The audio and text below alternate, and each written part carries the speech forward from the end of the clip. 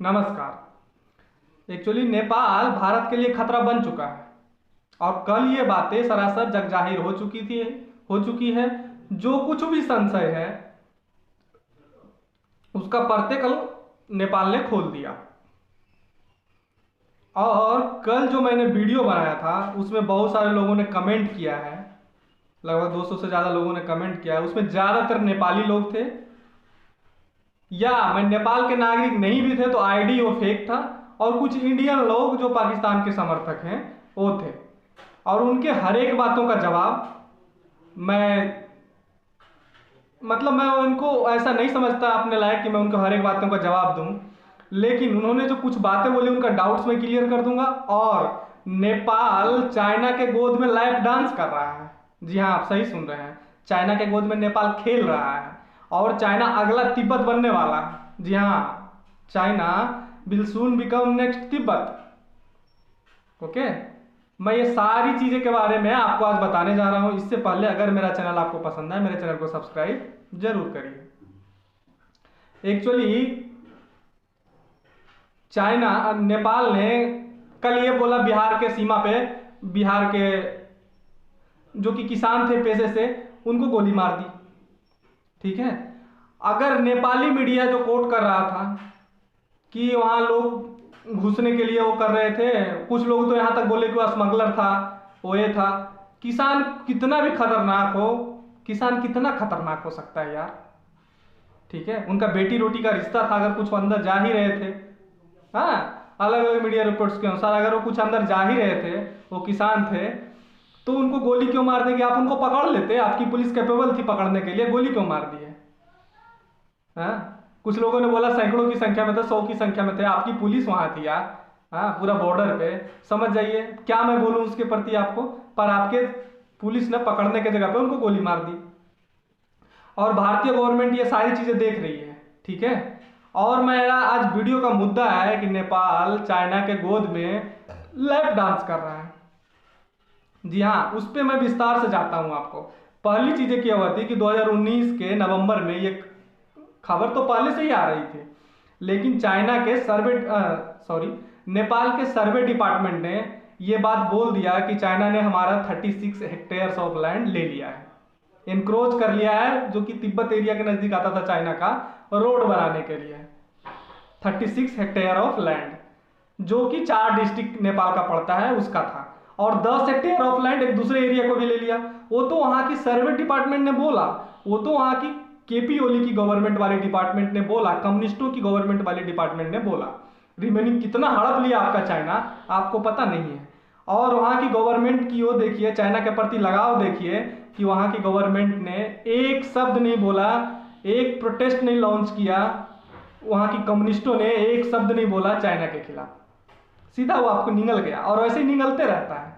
ठीक है, और अभी हाल फिलहाल की घटना पे बोलता हूं, चाइना ने आपके साथ क्या किया आपको है पता? मैं नेपाली लोगों को बोल रहा हूं, आपको पता नहीं है कि पता भी है तो आप सोए हुए हैं, कान पे कड़वा तेल डाल के, सरसों का तेल होता है हम लोग की तरफ, बोलता है सो जाता है आदमी, को सुनता नहीं है। वही हाल आपका है। आपके दुनिया में क्यों नाम है नेपाल का, पूरा दुनिया में नाम क्यों है? क्योंकि नेपाल में माउंट एवरेस्ट है, दुनिया की सबसे ऊंची चोटी है। उस चोटी को भी चाइना ने अपने हिस्से में दिखा दिया। आपके गवर्नमेंट ने कोई प्रोटेस्ट लॉन्च नहीं किया, कोई प्रोटेस्ट नहीं बोला आपकी गवर्नमेंट ने किया चाइना के खिलाफ, चाइना की कम्युनिस्ट पार्टी के खिलाफ। ठीक है, और आप जागिए, आपकी कल्चर पे चाइना ने हमला किया है, आपकी संस्कृति जो है उसको चाइना धीरे धीरे खत्म कर रही है। जी हाँ, आप सही सुन रहे हैं, क्योंकि मैड्रिन लैंग्वेज पूरा चाइना में नेसेसरी करवा दिया है। चाइना के 90% स्कूलों में चाइना का जो लैंग्वेज है उसको नेसेसरी करवा दिया, और उसके लिए चाइना पैसा देगा। ठीक है, तो आप जागिए, आपकी क्या हद हो चुकी है। आप अब कितना गिरेगी आपकी गवर्नमेंट? गिरने की तो कोई बात ही नहीं है, क्योंकि वो गवर्नमेंट ही चाइना के द्वारा बनाया गया है। जी हाँ, ये बात भी सच है, वो गवर्नमेंट चाइना का पपेट गवर्नमेंट है। मैं उनके नेपाली जो कल अनाप शनाप बोल रहे थे उनको भी संबोधित करते हुए बोलता हूँ, और उनके अच्छे लोगों को भी बोलता हूँ जो कि वहाँ के कम्युनिस्ट गवर्नमेंट के सपोर्टर नहीं है। जी हाँ, आपको पता होगा ना कि जब लेनिनवादी और मार्क्सवादी दोनों अलग थे, कम्युनिस्ट, तो उसको 2018 में चाइना नहीं मिलवाया था। जी हाँ, चाइना नहीं मिलवाया था। और फाइनली जब उनकी गवर्नमेंट बनी और खटपट होने लगी थी लेनिनवादी और मार्क्सवादी में, तो क्या हुआ, चाइना की एनवॉय, चाइना की एम्बेसडर इन नेपाल में सीरीज ऑफ बैठकें की। हाँ, सीरीज ऑफ बैठकें करके दोनों पक्षों को मना के फिर केपी शर्मा ओली की गवर्नमेंट बचा लिया। ठीक है, केपी शर्मा ओली कितना दिन बचेगा, आपकी प्रधानमंत्री हो, कितना दिन बचेंगे? उनको ऑलरेडी किडनी का बीमारी हो गया, कुछ दिन में वो चले जाएंगे। लेकिन आपके देश पे ऐसा दाग लगा के जाएंगे जो दाग सैकड़ों वर्षों में नहीं मिटेगा और शताब्दी में नहीं मिटेगा। और पता नहीं आपका देश रहेगा कि नहीं रहेगा, उस पर भी डाउट है। जी हाँ, आप सही सुन रहे हैं। ठीक है, तो चाइना ये सारे खेल आपके साथ खेल रही है। चाइना आपको पाकिस्तान बना रही है। जी हाँ, जैसे पाकिस्तान यूज होते आया है इंडिया के खिलाफ, अब आपको चाइना यूज करना स्टार्ट कर दिया है। और आपकी कम्युनिस्ट गवर्नमेंट ने सीधा, जो कहता है ना, सिर के बल गिर गया है और जो भी है वहाँ के लोगों को बोलता है। नेपाल के कुछ लोग बोलते हैं, जो सीमा विवाद इंडिया से मुद्दा चला, कुछ किलोमीटर की लैंड है यार, कुछ किलोमीटर की लैंड है। India lakh kilometre, 32 lakh 33 lakh square kilometre का इंडिया है। ठीक है, कुछ किलोमीटर का लैंड था। 1962 के बाद इंडिया वहाँ पेट्रोलिंग करते आया है। अगर कुछ विवाद था तो इंडिया आपका फ्रेंडली कंट्री है, और ऐसा फ्रेंड, सदाबहार फ्रेंड, मैं उसके बारे में बताऊंगा इंडिया कैसे आपका सदाबहार फ्रेंड है। तो आप उससे बातचीत कर सकते थे। लेकिन आप जो अनाप शनाप चीजें बोलना स्टार्ट किए, सबसे पहले आप क्या बोले, आपकी प्रधानमंत्री ने वहां के संसद में खड़ा होकर बोला कि इंडिया ने आपके यहाँ कोरोना वायरस फैला दिया। Indian virus are more dangerous than Italian virus and Chinese virus. हाँ, तो मैं आपको एक एग्जांपल देता हूँ। आपके 80 लाख लोग इंडिया में रहते हैं। जी हाँ, आप सही सुन रहे हैं, आपकी आबादी लगभग 2.5 करोड़ है, उसमें से 80 लाख लोग इंडिया में रहते हैं। और जो रिमिटेंसेस, जो लोग नहीं समझ रहे नेपाली, मैं उनको बोलता हूँ रिमिटेंसेस होता क्या है। आपके देश से बाहर जाके जो लोग आपके देश से बाहर जाके दूसरे देशों में पैसा भेजते हैं आपके कंट्री में, जिससे आपका दाना पानी चलता है, आपकी जीडीपी तो जान रहे हैं क्या हाल है। तो जो पैसा भेजते हैं वो सबसे ज्यादा इंडिया ने भेजा था 2019 में। इंडिया से गया था 148 लगभग बिलियन डॉलर, नहीं sorry, billion rupees, Nepali rupees. ठीक है, ये आपकी पेपर, न्यूज़पेपर की बात है, अगर कहिए तो मैं कोट कर दूंगा उसको, आपको भेज दूंगा। ठीक है, और आपकी इकोनॉमी खराब हो रही है। ठीक है, आप क्या है, लैंड लॉक कंट्री है, लेकिन आपके इकोनॉमी को, आपके रुपया होता है, मुद्रा होता है, जानते हैं ना, आपका जो नेपाली रुपीज है उसको इंडिया सपोर्ट करता है। इंडिया के कारण इंडिया का 1 रुपया, वहाँ का 1 रुपया 60 पैसा होता है नेपाल का।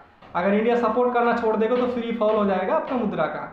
जी हाँ, आप सही सुन रहे हैं, आप उस पर भी ध्यान दीजिएगा। और जब 2015 में, हाँ, अगर डेट में सही हूँ मालूम, जब आपने अपना नया संविधान लागू किया, उस संविधान में क्या हुआ था, आपने मधेसी को अधिकार नहीं दिया। मधेसी, थारू और भी एक हैं, उनको अधिकार नहीं दिया। हाँ, और मधेसी ज्यादातर कौन है, जिनका बिहार से बेटी रोटी का रिश्ता है, और यूपी से भी बेटी रोटी का रिश्ता है, या सीधे मायने में कहिए तो इंडिया से बेटी रोटी का रिश्ता है, उनको अधिकार नहीं दिया। जब वो प्रोटेस्ट करने लगे तो क्या है, आपकी गवर्नमेंट ने क्या बोला, हाँ, उसके कारण इंडिया से सामान जाना बंद हो गया आपके यहाँ। आपने क्या बोला कि इंडिया ने नाकेबंदी लगा दिया। अरे यार, क्या नाकेबंदी इंडिया गवर्नमेंट कर देगा, आप अपने पुलिस को बोलिए, यही पुलिस इनकेपेबल थी उनको हटाने के लिए। ठीक है, और आज आप इंडिया को उसी के लिए एक्यूज करते हैं। आपके यहाँ जब भूकंप आया तो सबसे पहले रिलीफ इंडिया नहीं चलाया था। लोग भूल जाते हैं, आपने जब खराब समय में जो लोग सपोर्ट करता है ना, उसको भूल जाते हैं। ठीक है, इंडिया ने सारी चीजें आपके साथ किया है। हाँ, इंडिया, आप लैंड लॉक कंट्री है, तो आप कहिएगा कि इंडिया आपको अपना पोर्ट का एक्सेस देता है, सी पोर्ट देता है, जिससे आप व्यापार करते हैं, आपके सामान आती जाती है। आप क्या बोलिएगा कि हमको चाइना आप देने लगा है। जी हाँ, सही सुन रहे हैं, आपको चाइना देता है, मैं मानता हूँ चाइना देने लगा है, पहले देता नहीं था। लेकिन चाइना से आपकी 3000 किलोमीटर नियरेस्ट सी पोर्ट है, नेपाल से इंडिया का 1000 किलोमीटर है। तो जो बिस्किट आप 5 रुपये में खाते हैं ना, उसका दाम सीधा 75-80% बढ़ जाएगा। ठीक है, तो खाने का निवाला चल जाएगा, कोई राजा कंट्री नहीं है।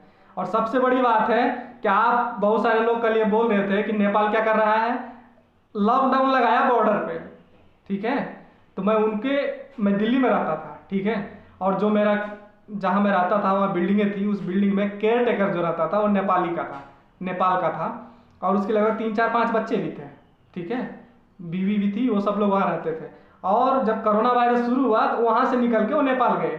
ठीक है, तो आप बोल रहे हैं कि कुछ लोग घुस रहे थे आपके यहाँ, या कुछ लोग घुस के वहाँ चाहे कोरोना वायरस फैला दिया, तो मैं उनको बोलता हूँ कि वो नेपाल के थे, नेपाल गए, विराटनगर एरिया के थे, वो नेपाल गए।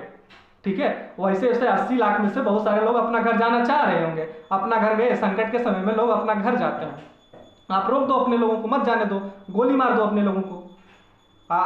जिस तरह से आप हरकतें कर रहे हैं कि सून, जिस तरह से आप लॉक कर रहे हैं बॉर्डर को, सून अगर आपके शब्दों में, तो बहुत जल्दी इंडियन गवर्नमेंट भी लॉक कर देगा। ठीक है, मुझे वहाँ के लोगों के खिलाफ कोई वो नहीं है, लेकिन गेहूं के साथ घुन पिसता है, ये सच्चाई है। आप अपने गवर्नमेंट को सुधारिए। और जो लोग वहाँ अभी भी बहुत सारे लोग हैं जो भारत सपोर्टर हैं, वो सच्चाई जानते हैं, आप भी हिंदू हैं और ज़्यादातर आबादी इंडिया में हिंदू ही है। इंडिया में वैरायटी है, अलग बात है, लेकिन आपकी कल्चर, आपकी सीता महारानी, राम भगवान, ये सारा पौराणिक संबंध रहा है। लेकिन आप जिस तरह के हरकतें करते आ रहे हैं, कोई आपको कितना तक टॉलरेट करेगा। हाँ, इंडियन गवर्नमेंट आपके छात्रों को अपने यहाँ स्कॉलरशिप देता है, मेडिकल में सीटें देता है, आपके रुपया को सपोर्ट करता है, और आपके यहाँ पानी पड़ती है, बाढ़ आपके यहाँ आती है, पानी आपके यहाँ पड़ती है, बाढ़ बिहार में आता है। जी हाँ, अगर बिहार गवर्नमेंट, इंडियन गवर्नमेंट तटबंध बना दे तो आपकी ऐसी की तैसी हो जाएगी। समझ गए, इन्वायरमेंट बना दे अगर, और अब बनेगा, अगर ऐसे करिएगा तो बनेगा। अब हमको क्या लेन देना है आपसे, अगर ऐसा ही सिचुएशन रहेगा, क्योंकि आप सिक्योरिटी थ्रेट बन गए हो हमारे लिए। हाँ, हम सोचते थे आप बफर स्टेट हो चाइना और इंडिया के बीच में, आप किसी को सपोर्ट नहीं करते हो, जो कि 1962 में आपने अच्छा किया था। लेकिन हम लोग ऐसे ही सोचते थे, हम अगर आप चाइना के गुलाम भी हो गए तब भी हम चाइना से निपट लेंगे। हम ऑलरेडी लद्दाख में निपट रहे हैं, हम डोकलाम में निपट लिए, हम अरुणाचल में निपट रहे हैं, हम सारी जगह निपट रहे हैं। ठीक है, अभी हाल फिलहाल में लद्दाख में पीछे जा रहा है चाइनीज आर्मी। जी हाँ, आपको है ना पता। तो हम आपका जो 1600 किलोमीटर नेपाल का एरिया लगता है, हम उस पर भी निपट लेंगे। और इंडिया वो बॉर्डर क्लोज कर देगा तो आपकी 80 लाख लोग भूख, पहले तो इंडिया से जाएंगे, और वहाँ जाएंगे तो आदमी आदमी को खाने का मजबूर हो जाएगा। ठीक है, और मैं सिर्फ आपके आंखों से पर्दे उठाने के लिए ये सारी चीज़ें बोला हूँ। आपकी गवर्नमेंट चाइना आके बनवा रहा है आपके यहाँ, तो आइए आपके इंटरनल पॉलिटिक्स में, इंटरनल जो होता है पॉलिटिक्स, उसमें हस्तक्षेप है। इसका मतलब क्या है, आप चाइना का गुलाम बन रहे हो। और कहीं 1950 में जैसे चाइना ने तिब्बत को हथिया लिया, इसी तरीका से चाइना नेपाल को ना हथिया ले। अगर इसी तरह हरकतें करते रहे आप तो नेपाल को हथिया ना ले। और भारतीय गवर्नमेंट अब इसके लिए स्ट्रिक्ट एक्शन लेगी, जरूर लेगी। कल का सिचुएशन जो हुआ उसके लिए भी मैं कड़ी निंदा करता हूँ उसकी, और बहुत सारे लोग करेंगे इसके। अच्छा नहीं हुआ, मैं मान लेता हूँ अगर थोड़ा बहुत इंडियन मीडिया कोट किया, हाँ, आपके मीडिया कुछ और कोट किया, लेकिन जो सच्चाई थी वो किसान थे। ठीक है, किसानों पे गोली चलाई गई। अगर वो किसान थे तो उनको पकड़ा जाता। ठीक है, आपको बहुत अच्छा, आपकी गवर्नमेंट होती, आपकी पुलिस होती, तो उनको पकड़ के उनको यहाँ कर देता। और आपको बोलते हैं इंडियन नेपालीज लोगों को, एक चीज़ बच गया है, नेपालीज लोगों को इंडियन गवर्नमेंट जॉब देता है। ऐसा नहीं है कि इंडिया में जॉब की अधिकता है। ठीक है, हम इसलिए देते हैं कि आपकी इकोनॉमी को कुछ सपोर्ट मिले। ठीक है, उसमें इंक्लूडिंग गोरखा बटालियन भी आता है। मैं गोरखा बटालियन के लोगों को सैल्यूट करता हूँ, इंडियन आर्मी में सर्व करते रहे हैं। और आपको ये भी बात बताना चाहिए, गोरखा बटालियन में सिर्फ गोरखा नहीं रहता है, इंडिया में भी बहुत सारे पार्ट में गोरखा रहते हैं। दार्जिलिंग वाला एरिया नेपाली, हाँ, दार्जिलिंग एरिया में तो इंडियन भी रहते हैं, और इंडियन लोग भी रहते हैं। और इंडियन गवर्नमेंट, मैं वो जो भी बलिदान दिए उनके लिए मैं उनका आभारी हूँ, और उनके लिए भारत के सभी नागरिक आभारी है। लेकिन भारतीय गवर्नमेंट उनको सपोर्ट, मतलब नौकरी इसलिए देता है सरकारी जॉबों में, सिर्फ वो आर्मी में नहीं, और भी सरकारी जॉब में देता है, क्योंकि आपके इकोनॉमी को उससे कुछ सपोर्ट मिलता है, भाईचारा बढ़ता है, सांस्कृतिक रिलेशन, इसलिए हम आपके लिए करते हैं। तो भारतीय गवर्नमेंट उसमें भी सोचेगी, आपके छात्रों को स्कॉलरशिप देने में भी संकुचाएगी, और जो मेडिकल आते हैं, मेडिकल फैसिलिटी के लिए इंडिया आते हैं, उन पर भी लगाम लगाएगा। ठीक है, और सबसे बड़ी बात लास्ट में, आपके यहाँ क्या है, मधेसी, थारू, ये सब आपसे खुश नहीं है, जो कि ट्रेडिशनली इंडिया से रिलेटेड है। उनका बेटी बहू का रिश्ता है इंडिया से, इंडिया के बेटी की शादी वहाँ होती है, नेपालीज बेटी का शादी यहाँ होती है, उनकी बहू इंडिया का होता है, उनकी बेटी का, उनका दामाद इंडिया का होता है। ठीक है, तो क्या है कि वो खुश नहीं है आपसे, जिस तरह संविधान में आपने उनके साथ सलूक किया। तो कहीं इंडिया जो उनको इग्नेट करने लगा, ठीक है, इंडिया उनको सपोर्ट करने लगा उनके आंदोलन को, और पैसा और बांग्लादेश जैसा मुक्ति वाहिनी वाला इंडिया सपोर्ट किया, वैसे आपको सपोर्ट करने लगा तो आप तो पाकिस्तान भी नहीं हो, ठीक है, आप तो पाकिस्तान भी नहीं हो। पाकिस्तान उतना बड़ा कंट्री था तब तोड़ दिया, तो कहीं आपके कंट्री को इंडिया तोड़ ना दे। मैं ये आप जी भी कहता हूँ कि एक अच्छा नेपाल रहे, आपकी भलाई के लिए है, लेकिन आप अगर ये सारी चीज़ें करोगे तो इंडिया भी करने के लिए मजबूर होगी, क्योंकि अगर हमारे लिए कोई सिक्योरिटी थ्रेट बनेगा, हमारी सुरक्षा के दृष्टि से कोई खतरा बनेगा, तो हम भी कुछ ना कुछ करेंगे, ठीक है। तो ये सारी सिचुएशन हमने आपको बताया, हमने थ्रेट नहीं किया। अभी भी मैं कहता हूँ नेपाली और इंडियन भाई भाई थे, ट्रेडिशनली हैं, और ये जो चाइनीज समर्थित गवर्नमेंट है कम्युनिस्टों की, इसको वहाँ के लोग खुद हटाएं। अगर नहीं हटाएंगे तो उनके लिए खतरा है। और केपी ओली तो जाएगा, ये कितना दिन रहेगा, सत्ता सभी लोगों के पास नहीं रहती, तानाशाही तो और नहीं रहती है, कुछ दिन में जाएंगे, लेकिन तब तक नेपाल का बहुत हानि करवा चुके होंगे, ठीक है दोस्तों।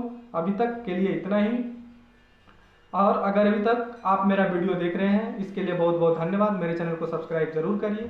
Thank you.